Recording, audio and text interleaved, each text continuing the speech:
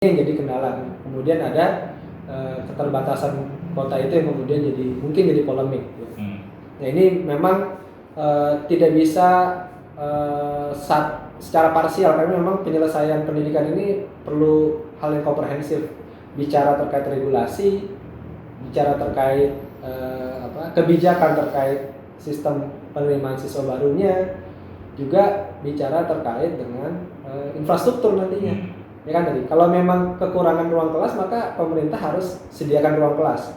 Walaupun mungkin ini jangka menengah dan panjang ya, membangun sekolah dan seterusnya. Nah, kemudian juga kebijakan-kebijakan. Yang kedua, bicara tadi infrastruktur juga sekarang masalah jalan, misalnya jalan rusak dan lain-lain juga banyak aspirasi yang masuk.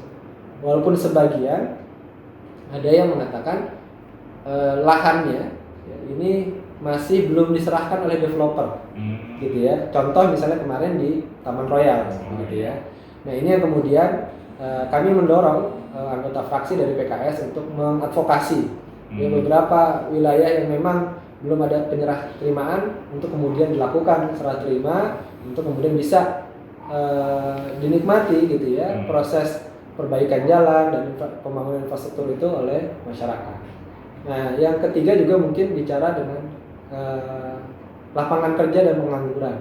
Nah ini juga dampak ekonomi yang menurun, kemudian kemarin kita juga terimbas oleh pandemi ya COVID-19, sehingga ada beberapa mungkin perusahaan yang melakukan PHK gitu ya, atau memang lapangan kerja akhirnya berkurang gitu ya, usaha tutup dan seterusnya. Ini kemudian kita bagaimana memberikan masukan juga isu-isu terkait pemberdayaan ekonomi, kemudian peningkatan ekonomi, pemberdayaan perempuan gitu ya. Karena kita di PKS juga melakukan kegiatan-kegiatan program terkait pemberdayaan ibu-ibu, pemberdayaan entrepreneurship ke pemuda, wirausaha, pengusaha muda misalnya. Atau mungkin kalau dari pemuda juga kita lakukan pelatihan-pelatihan dalam bentuk content creator misalnya dan seterusnya. Jadi memang bagaimana kita juga berkontribusi memberikan solusi untuk menghadapi isu-isu ini.